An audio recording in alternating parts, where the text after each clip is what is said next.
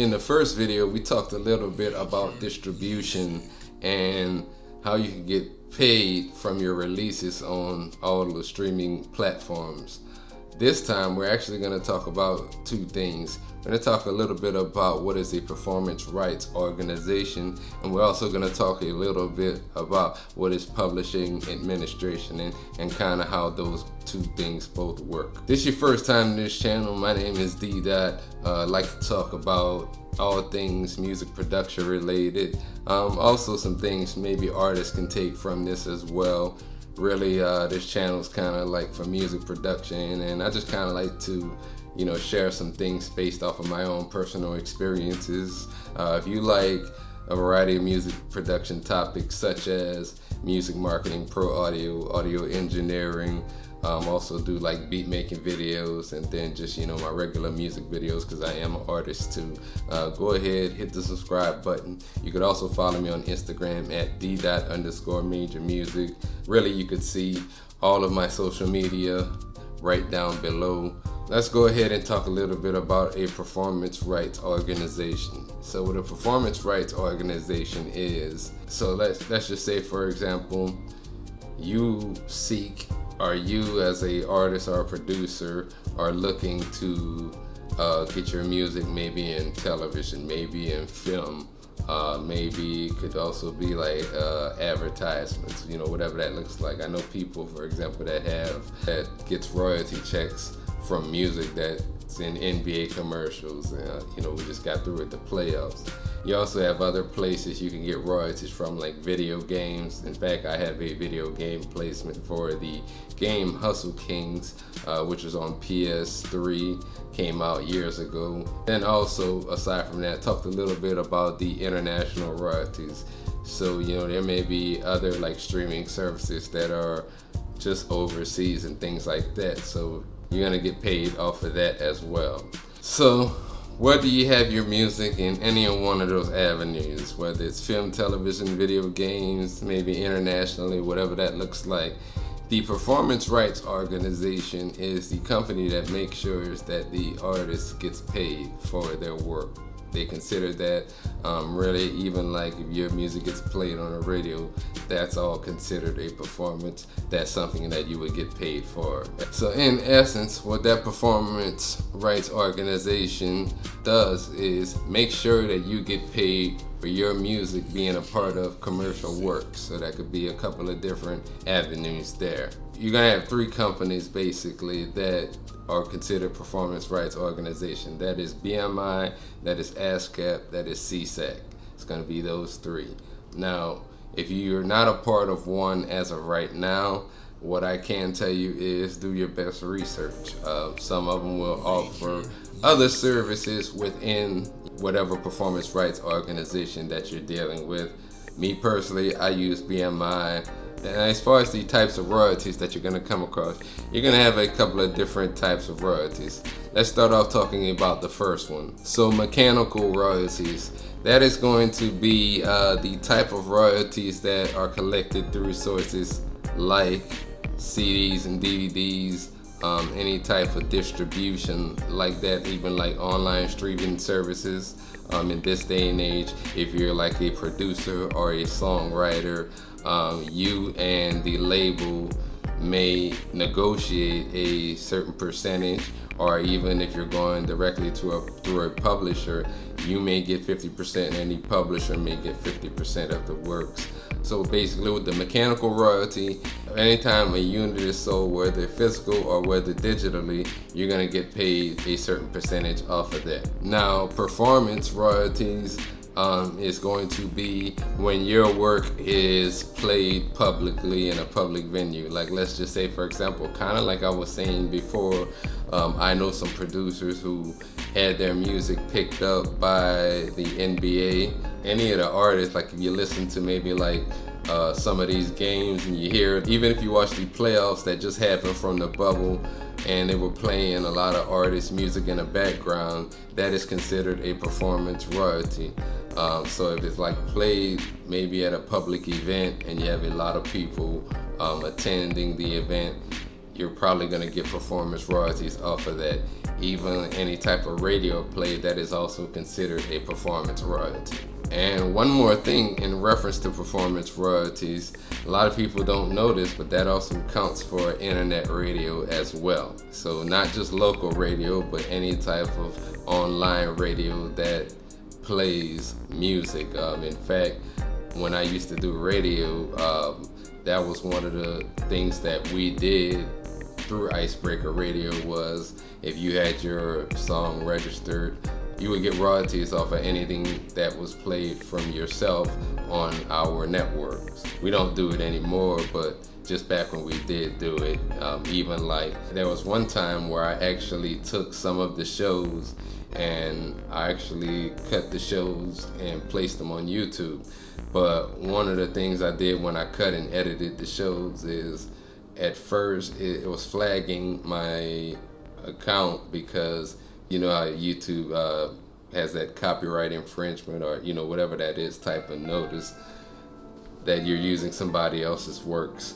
Well, in some of those cases, that's why YouTube may take it down, because you're playing somebody else's music on your video and they're not getting paid for that, because of course you can't get paid off of YouTube plays as well. So even videos that I've done, like I remember I went to iStandard Beat Camp here in Dallas, and there are a lot of like mainstream producers, Jay Oliver, Cardo, October 1st, Lone Star Music, a lot of known producers out there. And anyhow, I'm in a crowd with my camera and I'm filming some of the event, and some of what they do at these iStandard events, if you've been to them before, is they'll play some of their music on a certain day. Like they may drop some game on us one day, just doing like panels, and then one day they may actually just have these producers on stage and they play some of their music.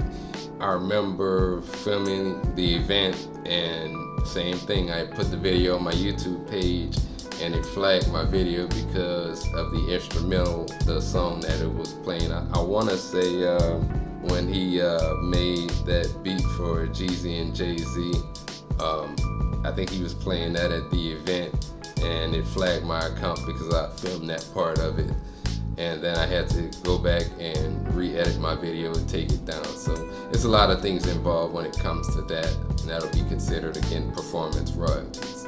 Now you're gonna have something else which is called a sync royalty.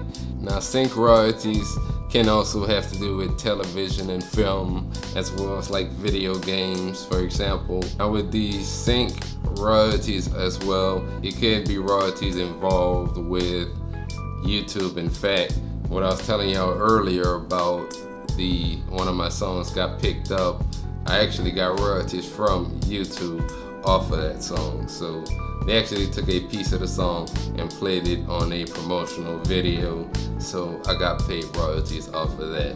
And really, it's gonna be with any type of audio visual media. You know, you could possibly have something that maybe that will be on Facebook, on Twitter, on Instagram, on any type of social media platform.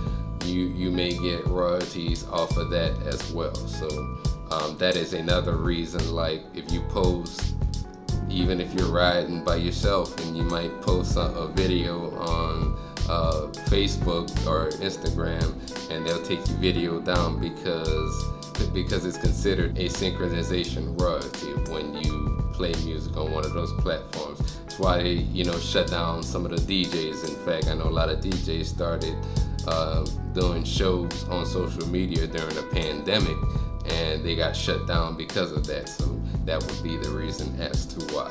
Now, as far as the publishing administration, they work in conjunction with the performance right organization to make sure that you get paid and that your compositions are registered correctly in order for you to get paid. You can actually be with a performance rights organization, and you could also have the publishing administration at the same time. In fact, I have publishing administration through TuneCore, and I just actually worked with them in order to get paid some royalties from a couple of years ago. I went through some different distribution. That was before I had my own distribution, and there were a lot of my projects that are still under kind of that umbrella, and for years I never got paid anything off of that. And up until we're talking about albums and projects that I probably came out with maybe 2013 and beyond, that I didn't get paid off of until I think I got my own distribution around 2017. So a lot of the music that came a little bit before that, I started to get paid off of, and it took them a while. I've contacted TuneCore as well as BMI about this years ago, and they ended up finding some of the royalties that I was missing for some of those albums and projects. Now they can only go back so far, so there are some compositions that I've released online that unless I get them taken down, which I will soon, but unless I get them taken down and then redistributed through my current distribution, then I'll probably get paid for those in the here and now. There are going to be different types of publishing administration out there. I just happen to use TuneCore because I've been on TuneCore for a couple of years. I also have distribution with a couple of other places as well. As far as, again, my performance rights organization that I'm with is BMI. So I just wanted to make a video about the two differences between a publishing administration and a performance right organization. What I will say is, in the end, find out what appeals to you the most. Go ahead, release some good music, but just know that all of the money that you could be making from your music doesn't always come from like DistroKid, BeatStars, TuneCore, any of the distribution companies out there. So I hope that puts some things in perspective. If you like this video, go ahead, leave a like and subscribe to this channel. Again, you could also follow me on Instagram at d.majormusic. And I appreciate, again, everybody that follows this channel. Last week we just crossed the 800 mark, pushing towards getting over 1,000 before the end of 2020. I kind of started doing this just because earlier this year I did a video on iPad music production and the things that you would need to start making beats using an iPad. And from there, I just saw that people were digging it, so I just kind of kept on doing more and more videos from there. So in essence, this, even though I've been on YouTube for probably like a decade or so, this is the first year I really kind of taken being a YouTuber and putting out consistent content a lot more serious than I have in the past. So, that's why you see an uptick in videos for me this year. And then I'm kind of, again, thinking about some other things that I'm going to do for you guys starting next year. So definitely, if there's anything that you like to hear from me, you want to see a video about, feel free to leave it in the comments. And again, thank you if you've hung around this far to watch. And until next time.